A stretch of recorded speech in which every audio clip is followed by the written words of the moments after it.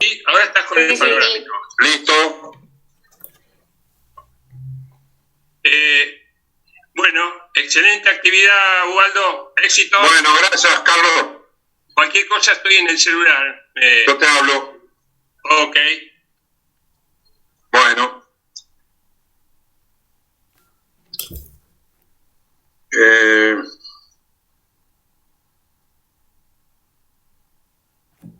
Esperamos que se hagan las 11:30, faltan 3 minutos, ¿eh?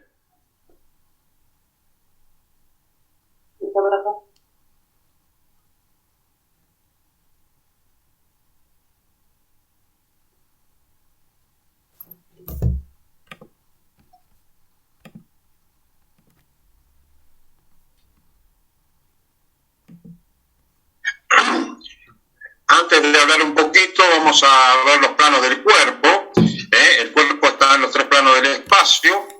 Hay un plano que se llama transversal o axial, que es el que corta así. Hay otro plano que se llama frontal o coronal, que es así, y un plano que se llama sagital, que corta por el medio. Esos son los 3 planos que nos vamos a guiar. El transversal u horizontal u axial, que es el que, digamos, cortaría fetas en forma horizontal. El plano frontal o coronal es el que cortaría, por decirlo, nosotros lo decimos así en los cortes de imágenes, cortaría en forma que fuera paralelo al plano, a la frente.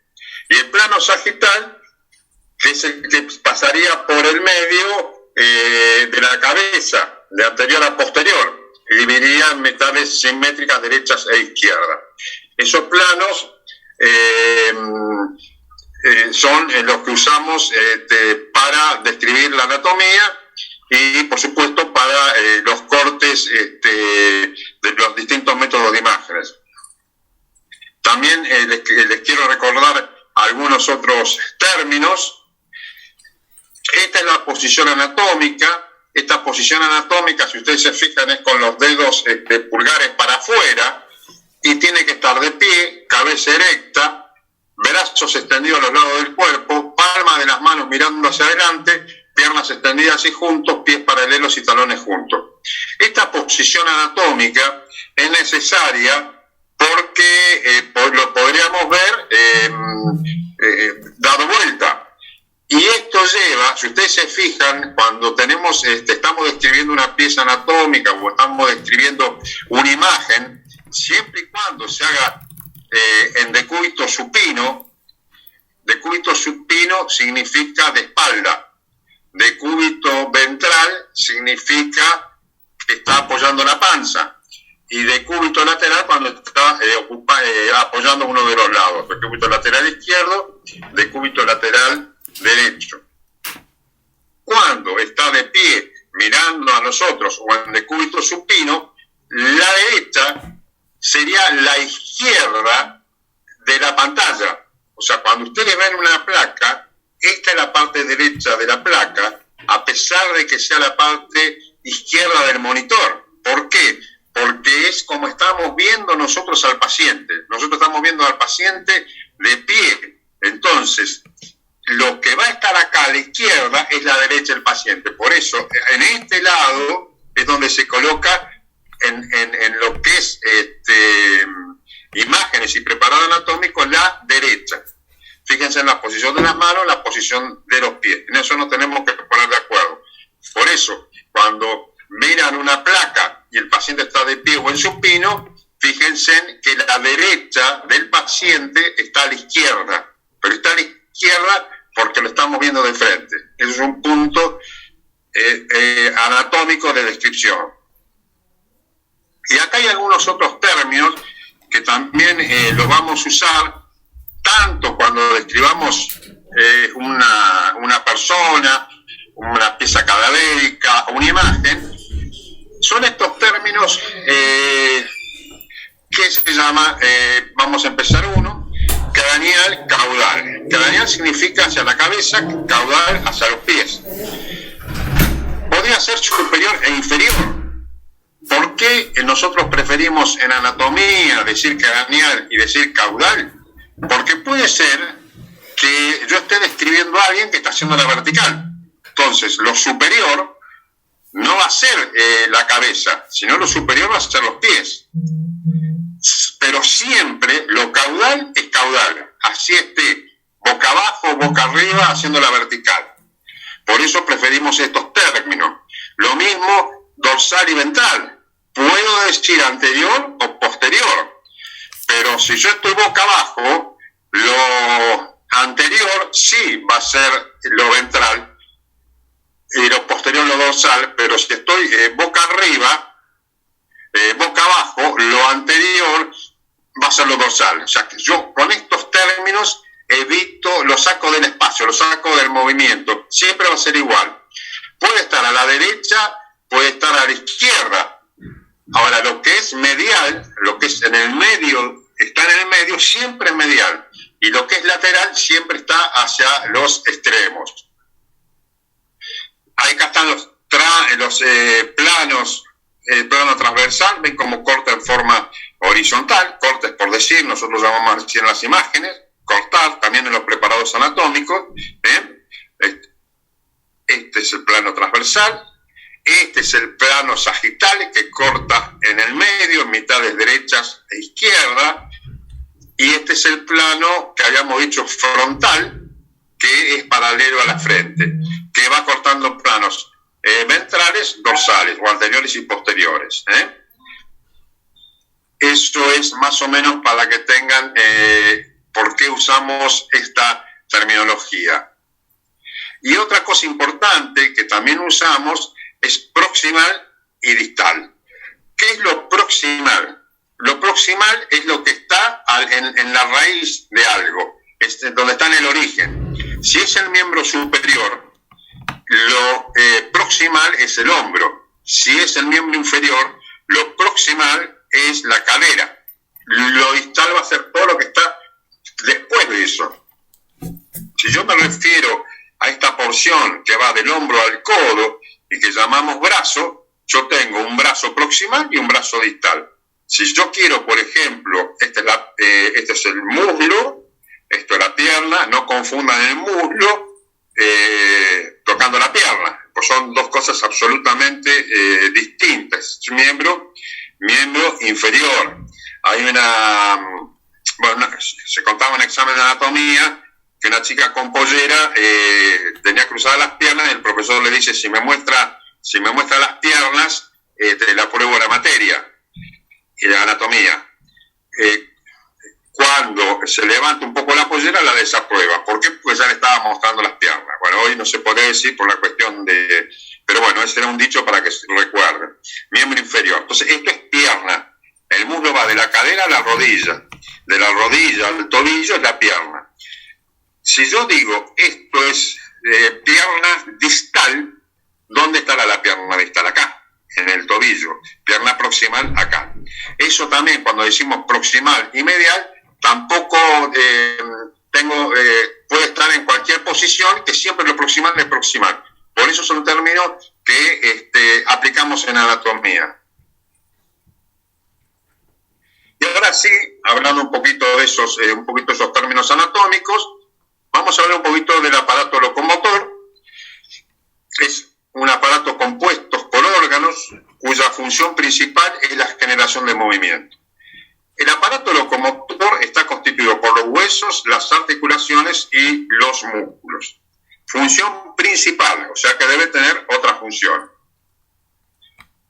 Pasamos a ver los huesos. Los huesos son estructuras rígidas que tienen distintas funciones. Estructural, que es la que todos conocemos, son el soporte principal del cuerpo. Locomotora, la interacción de los huesos con los músculos y las articulaciones permiten el movimiento. Esta es otra función importantísima, que es la hematopoyética, que es producción de elementos sanguíneos. En cuanto a la formación de la sangre, en el embrión y en el feto se va a formar en distintos órganos. En los adultos, después del nacimiento, permanecen dos órganos con capacidad de formación la sanguínea, que es la médula espinal, la médula ósea y los linfocitos. Uno da origen a los elementos mieloides, mieloide viene de médula ósea, y otro a los elementos linfoides, que son los linfocitos, son los granulos linfáticos. Una función importantísima para el cuerpo es la metabólica. Intervienen en el metabolismo del calcio y del fósforo. El calcio es uno de los elementos fundamentales para la vida, ya sea para mantener la homeostasis, para mantener el metabolismo, para la producción de energía, o sea, una cantidad de funciones básicas. Protección, protegen órganos vitales, y reserva energética por el tejido adiposo que tiene la médula ósea. O sea, acá estamos, si por ahí uno conocía nada más que esta función estructural y locomotora, tiene funciones importantísimas los huesos, como la hematopoyética, la metabólica y la reserva energética. Fundamentalmente estas dos, la hematopoyética y la metabólica. Porque uno tiende a pensar que el hueso lo ve como una estructura seca, que lo que se conserva en un cadáver piensa que no tiene mucho metabolismo, y al contrario, es uno de los órganos, uno de los sistemas de mayor metabolismo. Bueno, acá tenemos un poquito, este es un esquema de la homeostasis del calcio en el líquido extracelular, ya más o menos las funciones muy por encima, y fíjense en la cantidad de regulaciones que tiene el calcio. Está en el hueso, básicamente en el hueso, en forma de hidroxiapatita, y fíjense en la regulación entre la captación de calcio por el hueso y la salida del calcio fuera de los huesos. Miren, acá tienen hormonas como la tiroides y la paratiroides, que son hormonas específicas, sobre todo la paratiroides como para la hormona, para que actúen básicamente en estos órganos que se encargan de mantener el metabolismo del calcio. El hueso, que entra calcio y sale calcio, siempre está en relación con el fósforo. Cuando aumenta uno, disminuye el otro. La hormona paratiroidea, que está formada por la paratiroides, que son glándulas que están, como ahí dice, paratiroides, al lado de la tiroides, hay dos superiores y dos inferiores. Riñón, que es de importantísima función, que hace que excrete más o menos calcio, más o menos fósforo. El hígado también, el hígado tiene, no me acuerdo cuántas funciones, pero era más de 200 funciones, es clave también para el metabolismo del calcio. El intestino, que con la dieta se absorberá mayor o menor cantidad de calcio, junto con la vitamina D, que es fundamental para el metabolismo del calcio. O sea, fíjense en las grandes regulaciones que tiene el calcio. Les vuelvo a repetir que es un elemento vital. Sin calcio no podríamos vivir, porque se interrumpe el metabolismo, se interrumpe la producción de energía, se interrumpe un montón de cosas. O sea que lo que parecía que estaba estable en el hueso, fíjense en el intenso metabolismo que tiene. El tejido óseo, ¿cómo está constituido? Por células óseas y matriz ósea. Células óseas. Hay tres tipos básicos de células óseas: osteoblastos, osteocitos y osteoclastos. Osteoblastos, que sería esta, la representación microscópica, son células jóvenes cuya función es de formar matriz ósea. Osteocitos, que sería la célula madura, mantiene el tejido óseo. Y osteoclastos, que serían células, digamos, de tipo fagocitaria, son células de tipo gigante multinucleadas. Su función es absorber o destruir parte de la matriz ósea. O sea, entre el equilibrio entre la formación y la destrucción del hueso, vamos a encontrar el equilibrio óseo. Y tenemos la matriz, o sea, una parte, dijimos que son las células óseas, osteoblastos, blastos, cuando el sufijo blasto, eso significa que es reciente, nuevo, joven, el osteocito, que es el elemento adulto, y el osteoclasto, que es aquella encargada de reabsorber el hueso. Y la otra parte que forma el hueso es la matriz ósea, donde están las células óseas. Fíjense en que hay una parte orgánica y una parte inorgánica, que es la parte orgánica es el 35% de su peso, la parte inorgánica es el 65% de su peso. ¿Quién forma la parte orgánica? Glucoproteínas como la osteopontina, osteonectina, cialoproteína, proteinglucanos y colágeno. O sea que de este 35% la mayor parte es colágeno.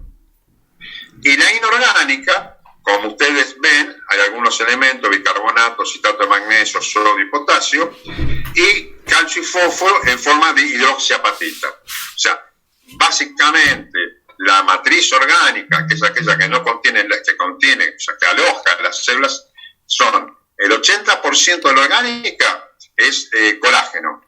Y de la inorgánica, que es la mayor parte de la matriz ósea, la mayor parte va a ser la hidroxiapatita cálcica.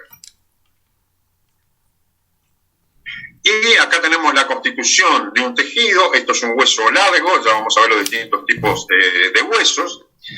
Y va a estar formado, ven que acá hay un tejido compacto, y acá hay un tejido esponjoso. Acá hay una cavidad en el centro, estos huesos largos, que es la cavidad medular. Fíjense, este es un estudio con microscopio, es un estudio con abrasión, y ven cómo está el hueso compacto, que van a ver después que estos anillos concéntricos y con un canal central que son canales de Havers, y este hueso esponjoso, fíjense que no es compacto como esto, sino que es como si fuera una esponja. ¿Y qué hay dentro de acá? ¿De qué ocupa estas cavidades de hueso esponjoso? Es la médula ósea, que, para decirlo, es el caracú. Cuando uno agarra un pedazo de fémur, de osobuco, lo que soplamos y lo que comemos es la médula ósea, es el famoso caracú. No confundir con la médula espinal, que la médula espinal está dentro de un conducto que lo forman los cuerpos vertebrales del canal raquídeo. La médula espinal es parte del sistema nervioso central. El sistema nervioso está dividido en dos grandes partes, central y periférico, en cuanto a la anatomía. El central está contenido en el cráneo y se llama encéfalo. El que está contenido dentro del conducto que forman las vértebras, en el agujero raquídeo, que cuando se unen todos los agujeros forman el conducto raquídeo, es la médula espinal, que es parte del sistema nervioso central. O sea que el tejido compacto forma en la periferia de los huesos una capa continua, como lo ven acá, tejido esponjoso, láminas óseas que limitan alvéolos en comunicación entre sí y lleno de médula ósea. Y acá tenemos los elementos mieloides, eso significa los mieloides, los que se producen en la médula ósea. Los otros, que son los linfoides, en los ganglios linfáticos. Fíjense en esto, este es un fémur, este es el hueso constituyente del muslo. Esto es la epífisis proximal y esto es la epífisis distal. Esto que está en el medio sería la diáfisis. Y estos son los elementos mieloides, glóbulos rojos o hematíes, encargados del transporte de sangre de anhídrido carbónico, los glóbulos blancos, linfocitos, monocitos, eosinófilos, basófilos, están más puestos neutrófilos. Estos que tienen granulaciones son granulocitos, estos son agranulocitos. Y las plaquetas, que son partes de célula, porque son divisiones de una célula más grande que se llama megacariocito. O sea, estos son otras funciones, una función importantísima de los huesos, además del soporte, que es la creación de células sanguíneas. Como dijimos al principio, en el embrión feto, por ejemplo, el vaso es un órgano productor de sangre, los huesos, la médula, bueno, los ganglios, el hígado también es formador de sangre, que eso después se va a ir sustituyendo y con la edad, fíjense que acá está en rojo y acá está en amarillo. ¿Esto qué significa? Que a medida que se produce el crecimiento, cada vez son menos los lugares donde se produce, va a haber médula ósea roja. La médula ósea roja es aquella que tiene tejido hematopoyético y se va a suplantar por la médula roja amarilla, como en este caso, fíjense, de tener toda médula ósea roja, tiene médula ósea amarilla, que es la que tiene grasa, es la que se reemplaza por grasa. En el recién nacido, la médula es predominantemente hematopoyética. Con la edad existe una progresiva sustitución grasa, que es el fenómeno de conversión. Y acá tenemos, esta es una resonancia magnética, acá tenemos la epífisis proximal del húmero, y fíjense, esta que tiene grasa, que es la médula ósea amarilla, y esta es la médula ósea roja. ¿Ven cómo en la resonancia yo puedo diferenciar qué médula es amarilla y qué médula es roja? ¿Qué médula tiene grasa? ¿Qué médula tiene elementos hematopoyéticos? Y si ustedes se fijan, fíjense que empieza a producir en el embrión el saco vitelino, células sanguíneas, ven, ya al tercer mes prenatal, o al tercer mes de vida intrauterina, ya no produce más. El hígado, que dijimos que produce, ya al nacimiento prácticamente ya no produce más. El vaso, del tercer mes prenatal al séptimo mes, y después va quedando en el adulto, ¿ven? Tibia, fémur, ven, a los 30 años, y va quedando en la etapa adulta costillas, esternón, vértebra. Es por eso cuando se hacen punciones para ver médula ósea, en algunas enfermedades hay que ver qué está pasando con esa producción, se hace punción de esternón. ¿Por qué? Porque a partir de los 30 años, los huesos que quedan con función hematopoyética son las vértebras, el esternón y las costillas. Vamos a ver un poquito de macroscopía, que ya lo hemos visto. Estos son huesos compactos. Los osteomas o sistemas de Haber son las unidades funcionales fundamentales del hueso compacto. Cada osteoma se compone de capas concéntricas o láminas de tejido óseo compacto que rodean un canal central, el canal de Haber. El canal de Haber contiene vasos y nervios. Como ustedes ven, todo esto que se está formando acá es todo hueso que lo produce el osteocito. Por eso tiene ese aspecto todo de... ¿ven? Como es el aspecto, todo lleno de círculos concéntricos con un vaso central. Esto, el osteocito va formando hueso y bueno, ya es así como se ve el hueso compacto. Cuando se llama osteona.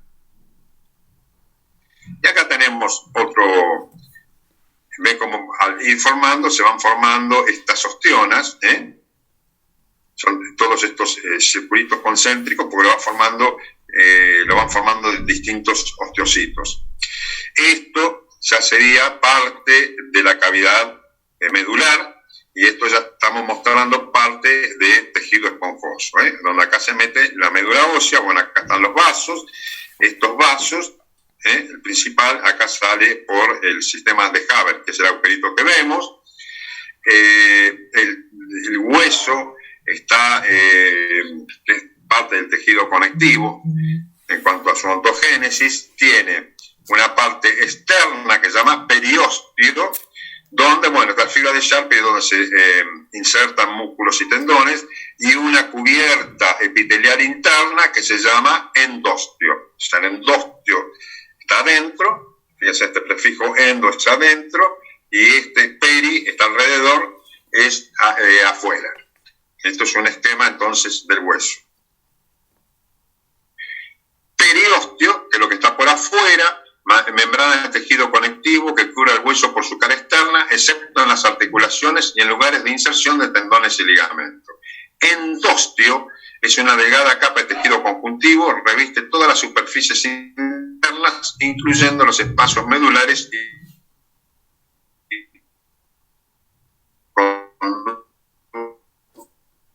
vasculares. Nada más para que tengan este término de endiostio y periostio. Y acá tenemos un core que nosotros veíamos, es un hueso en seco, se llama hueso en seco porque hay que hacer la abrasión. Ahora, si nosotros queremos estudiar esto, tenemos que el hueso desgastarlo, y eso es un procedimiento que lleva tiempo porque hay que descalcificar al hueso, porque si el hueso lo dejamos como está, rompería todos los micrótomos. Entonces, para poder estudiar esto, hay que descalcificar al hueso. Y entonces sí, lo podemos estudiar, lo podemos cortar con el micrótomo, y acá están viendo el hueso, este hueso compacto, acuérdense, estos sistemas Haber, ven cómo es todas estas osteonas, ¿no? Ven que son todas redondelitos concéntricos que se van uniendo. Estos que están viendo acá son la médula ósea. Esta es una médula ósea hematopoyética, por lo que se está viendo en este preparado, son células sanguíneas. Si fuera una médula ósea amarilla o grasa, lo que van a ver acá es grasa. Este hueso compacto, aquí esta capita es el endostio que está por afuera, y esta capita por acá es el periostio. Acá tienen parte de músculo y acá tienen parte de tejido adiposo. El esqueleto se divide en esqueleto axial y en esqueleto apendicular. El esqueleto axial, huesos del eje longitudinal del cuerpo, que son los huesos de la cabeza, cuello y del tronco. Protege órganos vitales. En este se articula el esqueleto apendicular. Esqueleto apendicular son huesos de los miembros superiores e inferiores. O sea, en cuanto a una división anatómica, el axial es el que forma el eje y el apendicular es el que forma las extremidades, que están unidos, por supuesto, al esqueleto axial. ¿Cómo se va osificando? Bueno, hay dos mecanismos básicos de osificación. Uno es este, donde no hay un molde previo, sino que se va, esto por supuesto es un feto, donde están viendo, bueno, huesos frontales, huesos parietales, huesos occipitales, y están viendo estas uniones que quedan hasta después del nacimiento sin formación de hueso. Estas son, y hay dos, en realidad hay más, pero hay dos puntos importantes donde esto que queda sin osificar, si no sería imposible el crecimiento de la cabeza, sería imposible el parto por vía vaginal si no estuviera todo esto, porque ustedes saben que por donde sale por el estrecho pelviano, los huesos a veces tienen que cabalgar entre sí para poder salir. Si esto fuera todo de hueso, sería complicado, no habría nacimiento, no habría partos vaginales. Esto directamente sobre el tejido conjuntivo se van, las células óseas van cada vez ganando más terreno a la membrana o al tejido conjuntivo. Los puntos de osificación se desarrollan directamente en el tejido conjuntivo embrionario. Son los huesos del cráneo y de la cara. Se llama también osificación intermembranosa. En los huesos largos, en cambio, la osificación no es directa sobre la membrana, una membrana conjuntiva que está, sino se hace sobre un esbozo cartilaginoso, que se llama osificación endocondral. ¿Por qué endocondral? Porque es indirecta, porque se hace sobre un molde de cartílago. En los huesos largos hay un centro primario en la diáfisis y centros secundarios en las epífisis. El cartílago de crecimiento está en la fisis. Mira acá, el mesénquima, que es un tejido conjuntivo primitivo. Este es un tejido conjuntivo y ven cómo van apareciendo distintos tipos de osificación sobre un molde cartilaginoso, por eso se llama encondral. Y esto ya sería, ven, acá ya hay hueso y acá está cartílago. Eso va a ir variando con la edad y cada vez el hueso va a quedar con menos centros de osificaciones primarios. O sea, ven cómo se va osificando, pero a partir de un molde cartilaginoso. Después van a quedar, primero se osifica la diáfisis y después se va osificando las epífisis, que es la parte más, sería la punta de los huesos, tanto proximal como distal, y va a quedar acá en el cartílago de crecimiento, que va a ser el que permite al hueso largo crecer en longitud. Clasificación de los huesos. O sea que dijimos que en cuanto a la osificación sirve para el crecimiento, porque como ustedes saben, se va creciendo tanto la cabeza como los huesos largos hasta una edad más o menos, digamos, 18, 19 años. En los varones, las mujeres un poquito antes, podría estar en 16, 17 años. Cuando se termina el cartílago de crecimiento, el hueso ya deja de crecer. O sea, nosotros podemos, por algunos puntos que podemos visualizar, cuando deja de crecer el hueso. O sea, una vez que se va el cartílago de crecimiento, ya no hay posibilidad de crecer. Según su forma, los huesos se clasifican en huesos planos, huesos cortos, huesos largos, huesos irregulares. Por su paridad pueden ser huesos pares o huesos impares, planos, cortos, largos, irregulares por su forma y por su paridad pares e impares. Y acá tenemos los huesos planos. Los huesos típicos son de la cabeza, son aquellos en que dos dimensiones, longitud y latitud, predominan sobre el grosor: pelvis, costillas, esternón, escápula, hueso del cráneo. Esto es un parietal. Acá estamos viendo la cara externa y acá estamos viendo la cara interna. Esto que está acá son las suturas. Cómo se unen. Vamos a ver los tipos de articulación.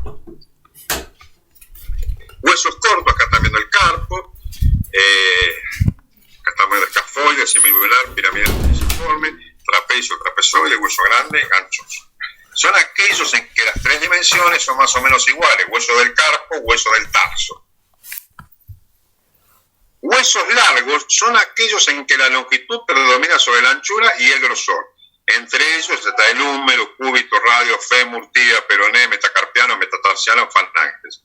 Este es un esquema y este es un hueso largo con distintos accidentes anatómicos, como el troquín, toquita en la cabeza, entre lo que queda el troquín y el toquita en la corredera bicipital. Este es el cuello quirúrgico, este se llama cuello o diáfisis. Este es un cóndilo, esto es una tróclea, epitróclea.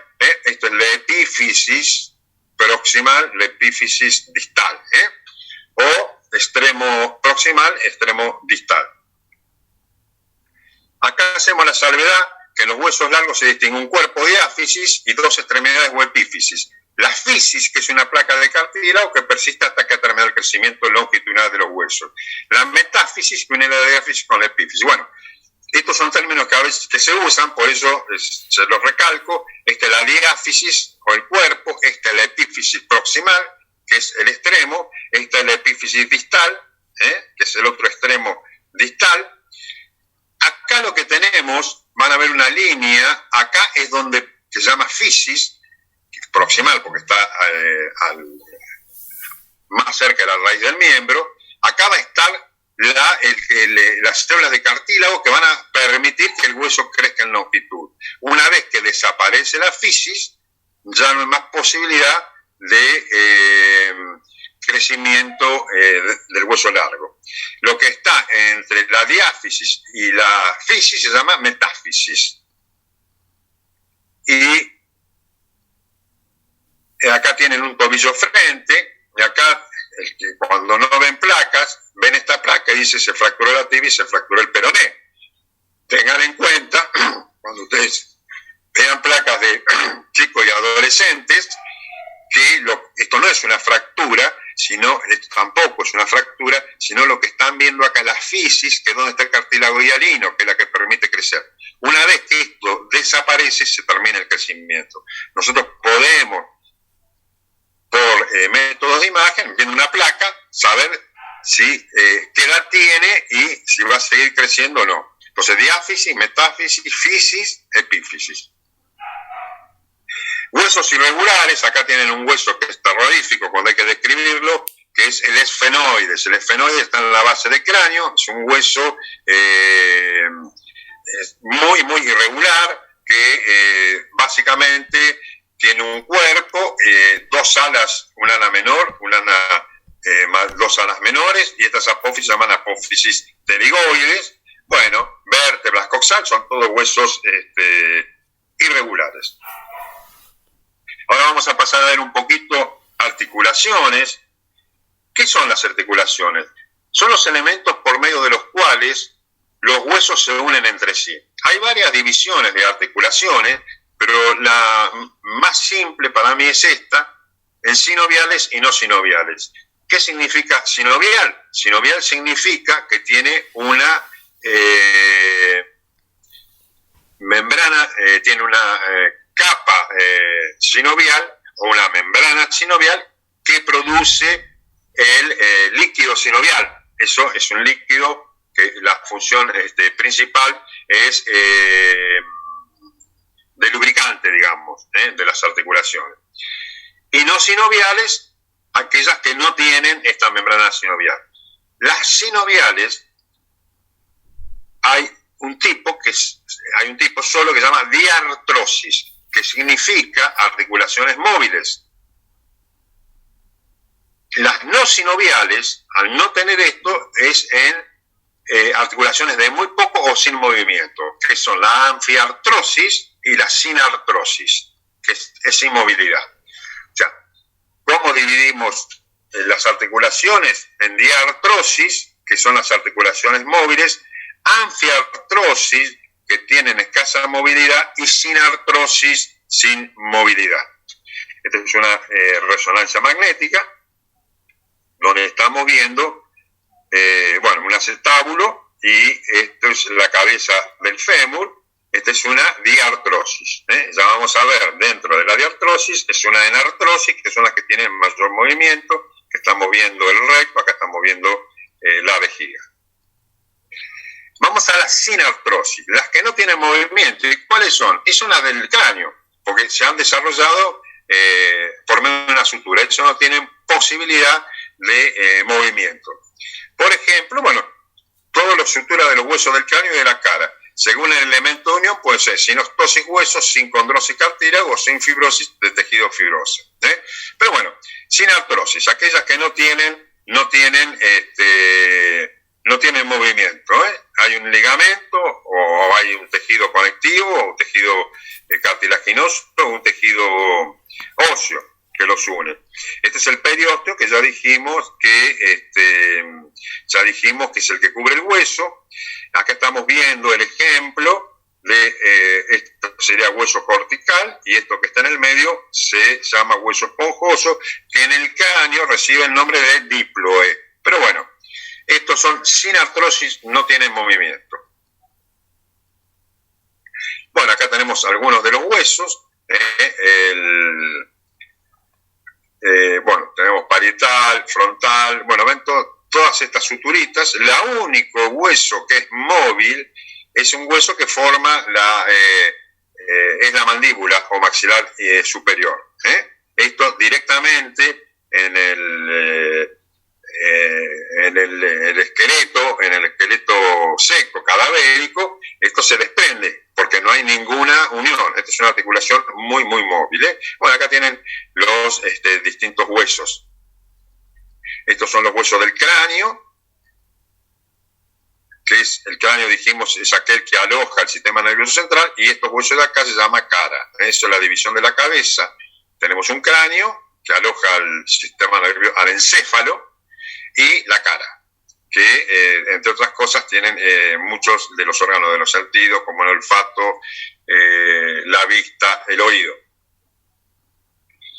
Esto es una reconstrucción volumétrica en 3D de un cráneo. Acá están viendo, los distintos elementos, la columna cervical, acá están viendo el maxilar inferior, y estos son las suturas. ¿Ven? Las suturas, ven que son bien aserraditas, esto no tiene ningún tipo de movimiento, y les puse esto para que vean la fractura, que ven que la fractura no es aserrada, sino es una línea lisa. Esto es para diferenciar una sutura, ¿ven? Como es todo aserradito, sin condrosis, sin artrosis, lo que ustedes gusten, sin movimiento. Vamos a pasar al segundo tipo de articulación que tiene muy escaso movimiento. Articulación de movimientos muy limitados, que está formada por dos superficies más o menos planas unidos firmemente por fibrocartílago, a modo de ligamentos. La articulación entre las vértebras y la pubiana son ejemplos de anfiartrosis. El ejemplo típico de anfiartrosis son los discos intervertebrales. Ustedes se están fijando, este es un esquema donde acá tiene una vértebra cortada, acá hay otra vértebra cortada, y bueno, acá hay un ligamento, que son otras partes de las articulaciones. Esto es cartílago hialino, el cartílago hialino que tienen las anfiartrosis, y lo que tienen acá es el fibrocartílago o disco. Este disco tiene dos partes, que es la parte fibrosa y un centro gelatinoso, que se llama núcleo o centro gelatinoso del disco intervertebral, que cuando se rompen las fibras, esto es lo que produce la hernia discal. Permite el deslizamiento y no es sinovial, porque acá no hay membrana sinovial. Acá lo que hay es cartílago hialino y un fibrocartílago. Bueno, este es el ejemplo de anfiartrosis. Esta es una resonancia. Estamos evaluando un tiempo de relajación T2, porque yo estoy viendo el líquido blanco. Si ustedes se fijan, bueno, esta es la vértebra. Esto que estoy viendo acá en el medio es el disco intervertebral, formado por esas dos partes que les dije, por un fibrocartílago y por un núcleo pulposo, este núcleo pulposo. Y cuando yo veo esto que es de una persona joven, porque en la persona mayor cada vez se va perdiendo más agua, va perdiendo el disco, y esto se va a ir poniendo cada vez más negro. Esa es otra de las razones porque las personas mayores van disminuyendo la altura. ¿Por qué? Porque van disminuyendo la altura de los fibrocartílagos, va disminuyendo la altura del disco. Esto no es médula, tengan en cuenta que estas se llaman raíces de la cola de caballo. Este es 5, 4, 3, 2, 1, la médula terminaría más o menos a este nivel, y a este nivel ya no hay médula, por un distinto desarrollo entre lo que es el hueso y entre lo que es el sistema nervioso central. Todo esto son raíces, que se llaman raíces de la cola de caballo. Por eso, cuando se punza líquido cefalorraquídeo, a nivel de L4, L5, por ejemplo, de L5, S1, no hay ningún riesgo de punción medular, simplemente porque ahí no está la médula. Y ahora seguimos con las diartrosis. Las diartrosis son aquellas que tienen mucho movimiento, son las articulaciones con movimiento. O sea, las sin artrosis, sin movimiento, las anfiartrosis con movimiento escaso. Y ahora pasamos a la de movimiento, que son las diartrosis, o también llamadas articulaciones sinoviales, porque tienen membrana sinovial y líquido sinovial. Diartrosis son superficies articulares lisas separadas por una cavidad articular. Presentan superficies articulares revestidas por cartílago hialino, eso ya lo vimos, el cartílago hialino. Cápsula articular, pueden tener un manguito fibroso que se inserta alrededor de la articulación. Sinovial, que es una membrana delgada en la cara interna de la cápsula articular que produce el líquido sinovial, que lubrica y facilita el desplazamiento de las superficies articulares. Tienen otros elementos como rodetes marginales o periarticulares que aumentan la extensión y la profundidad de la superficie articular. En algunas hay un fibrocartílago o menisco interarticular cuando las superficies articulares no se adaptan entre sí con exactitud. El ejemplo clásico de esto son los meniscos de la rodilla. Hay un menisco externo y un menisco interno, que lo que hacen, además de amortiguar, es adaptar bien las superficies articulares. Bolsas serosas, sitios de deslizamiento sobre una superficie dura. Ligamentos, hay distintos ligamentos que refuerzan la cápsula articular. Y esto, digamos, es un esquema muy simple de lo que es una diartrosis. Dijimos que la diartrosis este es el extremo de un hueso articular, esto, pónganle que esto es el fémur, esto es la tibia, está una delgada capita de cartílago hialino, que es lo que cubre la superficie articular, que es donde se inserta la membrana sinovial, esta membrana sinovial, que es la encargada de producir el líquido sinovial. Dijimos que puede haber otras formaciones articulares, como los meniscos, que se interpondrían entre las dos superficies articulares. Cuando se produce mucho líquido sinovial, tenemos el derrame sinovial. Cuando se produce una infección, la membrana sinovial produce un tipo de tejido inflamatorio que se llama panus. Pero bueno, estas son las diartrosis. Básicamente tiene una cápsula, tiene cartílago hialino recubriendo las superficies articulares, tiene una cápsula y por dentro está la membrana sinovial, que es la que produce el líquido sinovial. Y acá, como siempre, en anatomía hay distintas clasificaciones. Estas son las clasificaciones clásicas, que es la enartrosis, condilia, de encaje recíproco, trocoide y artrodia.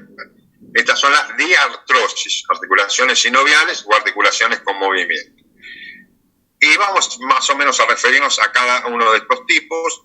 La enartrosis es la articulación de tipo esférica establecida entre una esfera maciza incluida en una superficie hueca. O sea que hay una cabeza y hay una cavidad. Posee movimiento sobre los tres ejes del espacio. Un ejemplo de este tipo lo constituyen la articulación escapulohumeral y la articulación coxofemoral. La articulación escapulohumeral es la del hombro y la coxofemoral es de la cadera. Fíjense en que este esquema es el que tiene el mayor tipo de movimientos. Volvemos a repetir: cartílago hialino, la sinovial, el espacio sinovial, y bueno, hay ligamentos, está la cápsula, donde se va a insertar la membrana sinovial.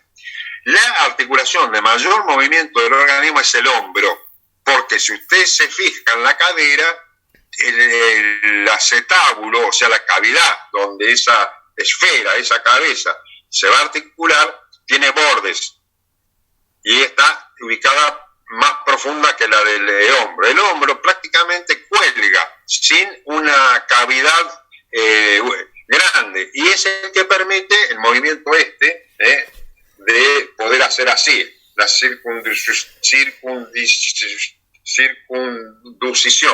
que es la que permite hacer así, este movimiento, que no lo permite, por supuesto, la cadera. O sea que las enartrosis son las articulaciones que permiten casi todos los movimientos, básicamente la del hombro y de la cadera. Hombro, escapulohumeral, cadera, coxofemoral. El otro tipo es una condilia, cuenta con un hueso con una prominencia oval convexa que encaja en la depresión oval del hombro, como la articulación de la muñeca, las articulaciones metacarpofalángicas del segundo a quinto dedo y la femorotibial. O sea, ¿qué es lo que tienen? Tienen una depresión donde va a encajar una cabeza, llamada cóndilos. ¿Ven? Este cóndilo se va a articular con esta cabeza, por eso se llama condilia.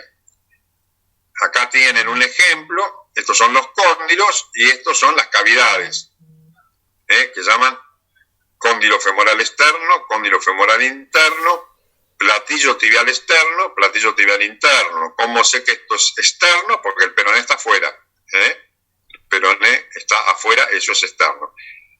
Acá está el peroné, esto es interno y esto es externo. O sea, condilia cuenta con dos superficies convexas y dos depresiones, como la articulación de la muñeca, que en realidad es radiocarpiana, se llama radiocarpiana, porque prácticamente el cúbito no forma parte de esa articulación, sino por intermedio de un ligamento que se llama ligamento triangular. La otra se llama de encaje recíproco. Posee una superficie articular en forma de silla de montar y del otro lado tiene una forma parecida a la del jinete que se siente en ella, por eso se llama silla de montar. como en la trapecio metacarpiana. Trapecio metacarpiana es esta articulación, es la articulación del carpo con el primer metacarpiano. Y esto, bueno, acá estamos viendo el cartílago hialino, por supuesto. Después hay una cápsula articular. Dentro de esa cápsula articular está la membrana sinovial, que es la que produce el líquido sinovial. Otro tipo de articulación, que es la del codo. La del codo tiene varios tipos de articulaciones. Es una condilia. En el radio, acá no está. En la radio humeral es una condilia, porque tiene una cavidad y un cóndilo. En cambio, este tiene una tróclea. Esta es la tróclea y esta es la escotadura troclear. Esta articulación se llama cúbito humeral. O sea que el codo tiene articulación troclear, y una articulación condilia, y después tiene una articulación, otra articulación de la cabeza del radio con el cúbito. La troquea o articulaciones en bisagra, las superficies articulares son una polea o tróclea y dos carillas separadas por una cresta. Por ejemplo, en la húmero cubital, las interfalángicas. ¿Ven? Una tróclea con una escotadura troclear. Acá tienen estas son reconstrucciones de tomografía computada. Estos no son huesos secos, sino se hace con tomografía computada, con técnicas volumétricas. Trocoide. Existen dos cilindros, uno macizo que gira dentro de uno hueco, uno macizo que gira de otro hueco. Ejemplo, articulación de la apófisis odontoides con el atlas, articulación radiocubital proximal. ¿Ven? Este es la trocoide. Podemos repetir que el codo tiene tres tipos de articulaciones, que es la troclear, condilia y trocoide. Y esta es la artrodia, que son articulaciones sinoviales que se caracterizan porque sus superficies articulares son planas y solo permiten movimientos de deslizamiento. Ejemplos, articulaciones intercarpianas, articulaciones vértebro-costales. ¿Y en qué se diferencia la anfiartrosis? Porque prácticamente la función es la misma que de la anfiartrosis, que presentan nada más que deslizamiento. Bueno, estas también presentan nada más que deslizamiento. Pero ¿qué pasa? Tienen membrana sinovial, o sea que son sinoviales, articulaciones sinoviales. ¿Y eso tiene algún tipo de interés en la práctica? Sí, porque hay ciertas patologías, fundamentalmente dentro de lo que se llama reumatología. La reumatología, para ser una idea, tiene más de 90 enfermedades catalogadas. Hay ciertas afecciones que lo que se afecta, como por ejemplo la artritis reumatoidea, es la membrana sinovial. Y estas articulaciones pueden ser blancos de la enfermedad. ¿Por qué? Porque tienen membrana sinovial. Por eso les vuelvo a repetir, así permiten nada más que el deslizamiento. No son anfiartrosis porque tienen membrana sinovial. La anfiartrosis lo que tiene es un disco, un disco intervertebral formado por cartílago. No tiene ningún tipo de membrana sinovial. Bueno, esta es una tomografía computada. Como ustedes saben, la tomografía computada se usa mucho para huesos, no así para partes blandas. Para partes blandas, tejidos blandos, la de elección es la resonancia. Yo cuando veo, por ejemplo, un tórax, yo puedo, como tiene tanta cantidad de distintas densidades, son más de 2000 unidades Hanfield, yo si quiero ver hueso, tengo que usar una ventana que se llama de hueso. Yo no saco otra placa, sino el mismo equipo. Yo hago el equipo hace una sola toma y después yo puedo variar la ventana. Una ventana para ver el hueso, como en este caso. Fíjense que yo pulmón no veo todo negro. Veo el mediastino, no lo veo tan bien. Si yo quiero ver mejor el mediastino, uso una ventana llamada de mediastino de parte blanda, donde ya el hueso no lo veo tan claro como con la ventana ósea. Y si yo quiero ver el pulmón, uso una ventana pulmonar, donde yo de esto no veo nada. Y acá tenemos varios tipos de articulación. Esta dijimos la del hombro o escápulo. Este es el escápulo, humeral, este es la cabeza. Ven que prácticamente no tiene ningún tipo de cobertura ósea. Esto después está agrandado a lo que se llama un rodete. Pero bueno, esta es la que permite todo el movimiento. Ven que no tiene prácticamente, no tiene cavidad, no tiene un acetábulo, no tiene profundidad. Esto se llama cavidad glenoidea. Esta es una enartrosis. Dentro de las de artrosis tenemos las enartrosis, que son las que permiten todo el movimiento, y después tenemos esta que se llama costo transversa. Las costillas se unen básicamente con el cuerpo vertebral y con las apófisis transversas. Estas, si bien permiten el deslizamiento, vuelvo a repetir, no son anfiartrosis, son diartrosis o subtipo artrodia, porque tienen membrana sinovial. Acá están viendo otro, costo transversa, costo vertebral. Así que tenemos acá dos tipos de diartrosis. Bueno, esta es una placa. La placa, a pesar de los demás métodos de imagen, la placa sigue teniendo interés fundamental en hueso y en tórax. Todavía es la primera, el primer método de imágenes que sacamos para estudiar hueso y tórax es la placa, la radiología convencional. Bueno, acá tenemos la clavícula, acá tenemos el acromion, acá tenemos, esta es la escápula, ¿no?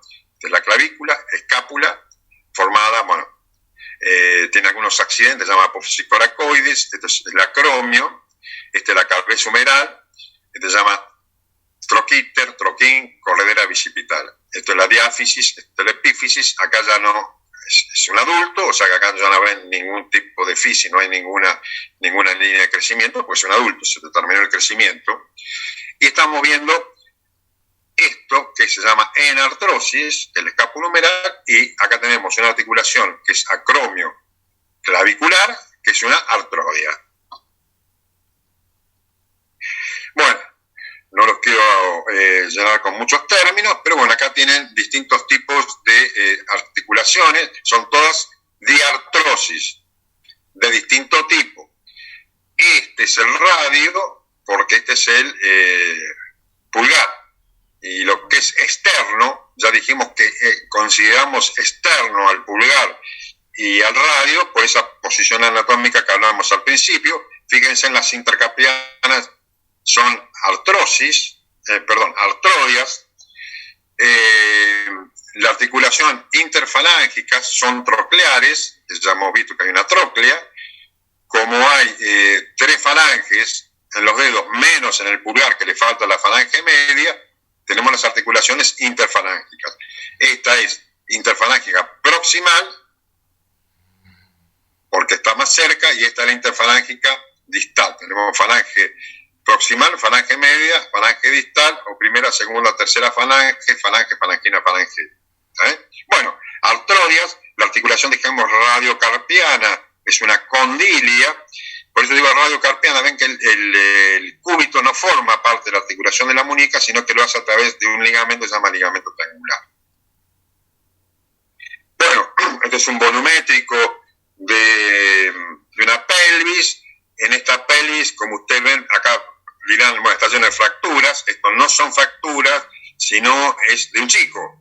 Y en el chico, el coxal está formado, ven el coxal o ilíaco, está formado por 3 huesos, que se llama ilium, pubis e isquion, que en el adulto forman el coxal o ilíaco, formado por esas 3 partes. Y acá la estamos viendo porque es un niño. Ven cómo este es el trocánter mayor, ven cómo tiene una fisis, acá tiene una fisis, es en crecimiento. Este es el ejemplo de anfiartrosis, que es la sínfisis pubiana. No hay membrana sinovial, vamos a repetir. Y este es el ejemplo típico de una anfiartrosis junto con el pubis, que son los discos intervertebrales. La cabeza femoral con el coxal, con una formación de clive que se llama acetábulo, es una enartrosis que permite movimientos múltiples. Y acá es un ejemplo donde esta, por supuesto, es una rodilla. Esto que están viendo acá es cartílago hialino, este es la rótula, este es el fémur, este es el peroné, este es la tibia. Estamos viendo algunos elementos que se pueden dar en este tipo de articulaciones, que es el menisco. Una de las cosas que hace el menisco, además de amortiguar, es acomodar mejor las superficies articulares. Hay un menisco externo y un menisco interno. Eso ya saben. Además, la forma, el menisco externo tiene forma de O, el menisco interno tiene forma de C. Pero bueno, están viendo otras formaciones articulares que son los ligamentos cruzados. Hay un ligamento cruzado anterior, un ligamento cruzado posterior. Esas son algunas de otras cosas que existen en las diartrosis. Y vamos a pasar al tercer elemento, que son los músculos. ¿Qué son los músculos? Tienen propiedad de contraerse. Hay tres clases de músculos: músculo estriado, voluntario o esquelético, el músculo estriado involuntario y el músculo liso. El que nos vamos a hacer referencia a nosotros, por estar dentro del aparato de soporte y movimiento o locomotor, es el músculo estriado, voluntario o esquelético. Características: células multinucleadas, núcleos en la periferia. Eso, por supuesto, al microscopio. Músculo estriado involuntario, el corazón es el ejemplo del músculo estriado involuntario, tiene un núcleo grande central. Está estriado, ya vamos a ver qué son las estrías, pero no son multinucleados, sino el núcleo, hay un solo núcleo que es central. En el voluntario o esquelético, el núcleo son muchos y están en la periferia. El músculo liso, que es involuntario, que es el que está en las vísceras. Es el músculo que vamos a ver en el estómago, en el intestino, en todo lo que nosotros consideramos vísceras. Bueno, acá le puse nada más. Esto es un músculo, deltoides, del hombro, bueno, el pectoral. Esto se ve muy bien en los fisiculturistas, pueden hacer un estudio anatómico en los fisiculturistas. De paso, esto es lo que nosotros comemos, de los carnívoros conocemos como carne. Cada uno tiene su equivalencia en la vaca. Por ejemplo, el lomo es el psoas, el asado son los intercostales, pero bueno, eso para nada más. Poquito para salir un poco de esto. Y acá están los tres tipos de músculo. Músculo, que estamos viendo, que forma el esquelético, es estriado, multinucleado y los núcleos periféricos.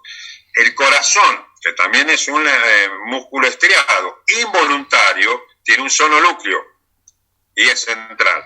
Y la célula muscular lisa, que directamente no es estriada, porque no tiene estas estrías. Estas estrías básicamente están formadas por zonas de unión de la actina y la miosina. Además del movimiento, mantienen la postura, estabilizan las articulaciones, generan calor, protegen órganos viscerales. Hay esto de protección de órganos viscerales, nosotros dijimos que es el hueso, pero como ustedes saben, el abdomen no tiene, en la zona anterior y lateral, no tiene ningún tipo de hueso, o sea, que ahí actúa también como una barrera de protección. Y en los músculos, que son muchísimos músculos, tienen muchísimos nombres, van a ver pronador redondo, acá puse algunos, pronador cuadrado, supinador. El pronador hace este movimiento es pronación. Nosotros nos acostumbramos, nos decían, el pan lo tomamos en pronación, la sopa, que es este movimiento, en supinación. Pan, pronación, sopa, supinación. Van a ver que tiene un origen, que es el epicóndilo medial del húmero, tiene una inserción, parte medial y lateral tercio medio del húmero, inervación, tiene un nervio mediano, prona en el antebrazo. Es este movimiento, pronación, supinación, van a ver que tiene una inervación, va a tener una arteria, va a tener una vena, va a tener un montón de cosas que por supuesto que eso no lo vamos a estudiar. Las partes del músculo esquelético son el origen o inserción proximal, es el punto o área de donde surge, permanece relativamente fijo cuando ocurre el movimiento. Hay músculos que tienen 2, 3 o 4 puntos de origen, por ejemplo el cuádriceps. Cuádriceps es el de la parte anterior del muslo, o la parte ventral del muslo. Hay una llama tríceps, que es la parte posterior del antebrazo. Inserción distal, unión que se mueve cuando el músculo se contrae. O sea, tiene un origen y una inserción. Cuerpo es la parte carnosa, que es la parte principal.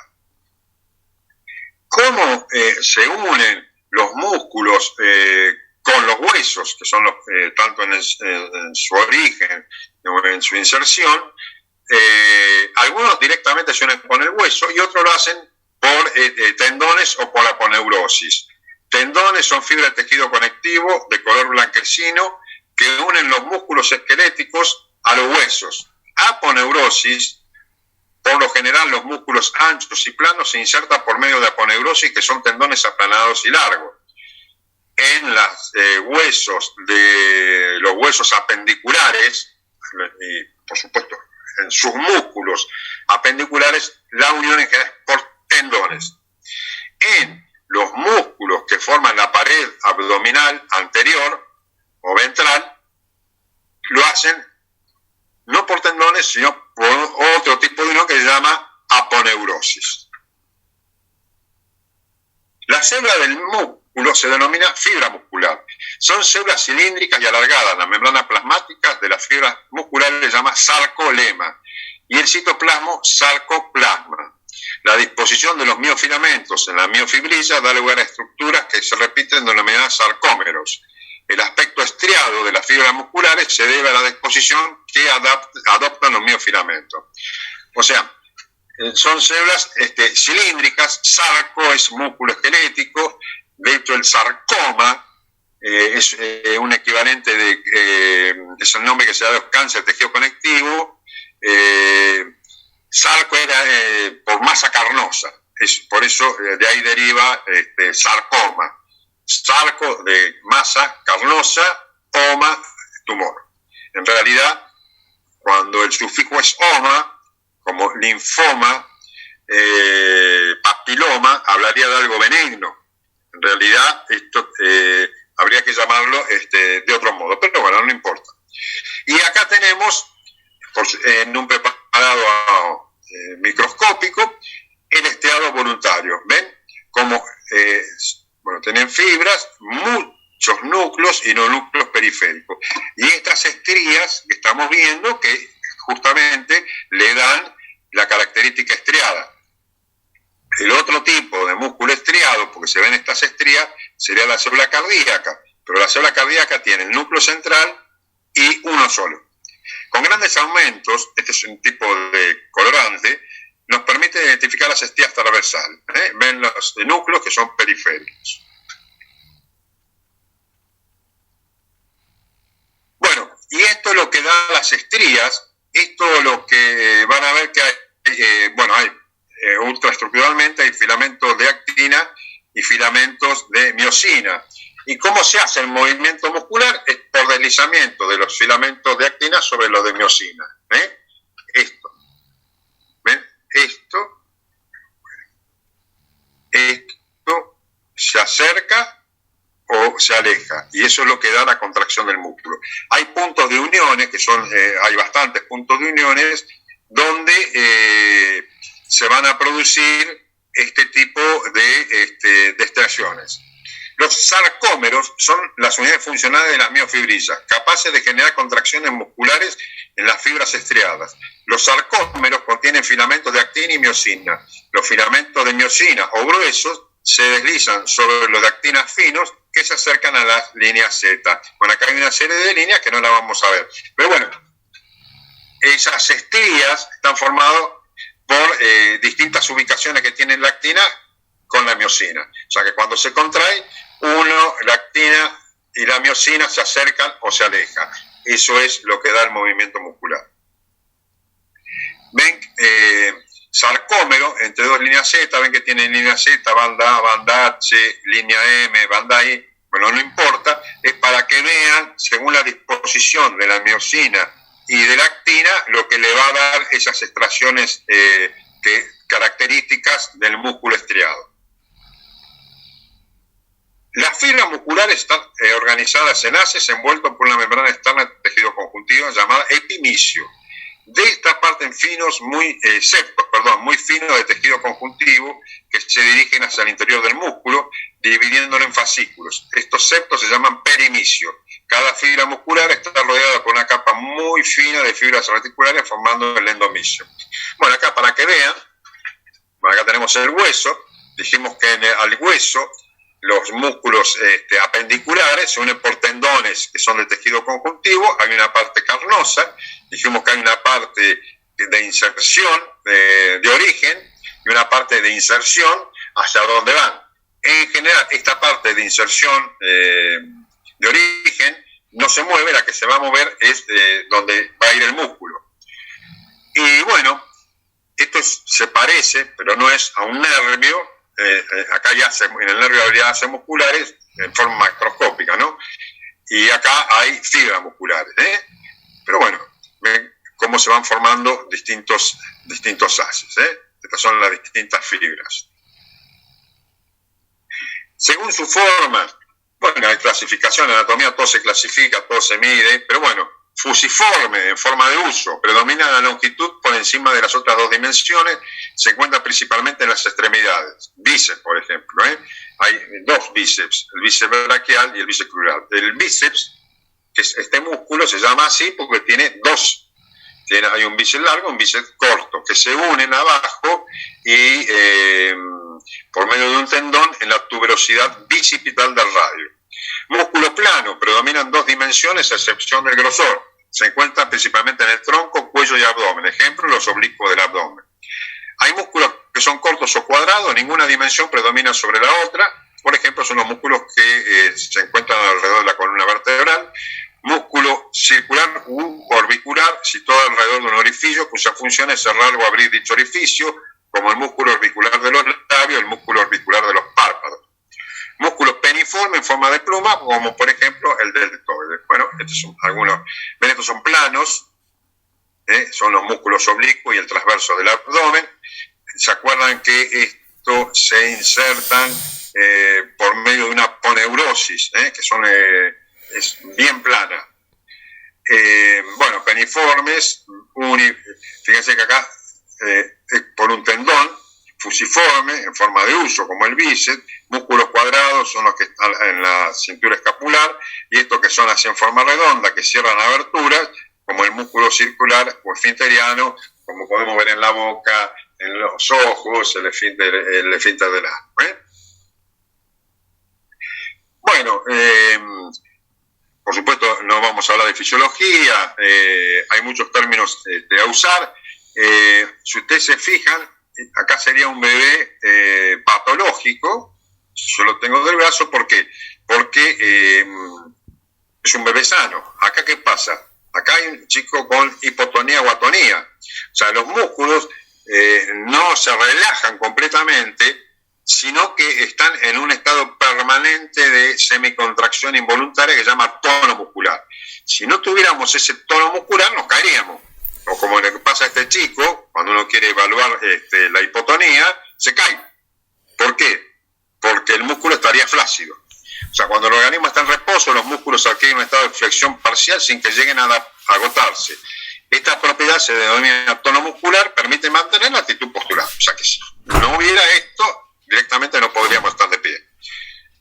Bueno, a la izquierda ya hemos dicho. Ven que esta es la izquierda. Yo digo izquierda. Cuando yo miro una placa, la derecha está a la izquierda, ya más o menos lo explicamos. Este es un chico atónico. Y acá, por ejemplo, este es un corte, esto es columna, vértebras lumbares, sacrocoxis, coxal. Acá es un adulto. ¿Se acuerdan que en el chico había tres huesitos? Ilion, isquion y pubis, que acá está unido.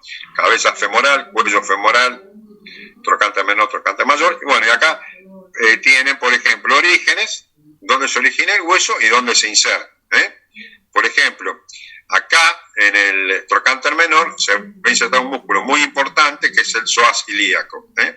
Acá se origina el músculo ilíaco que se va a juntar con el psoas y va a ir a insertarse acá. Bueno, esto en todo el esqueleto están, fíjense la cantidad de músculos que están nombrados acá en este corte que sería de la pelvis y de la cadera.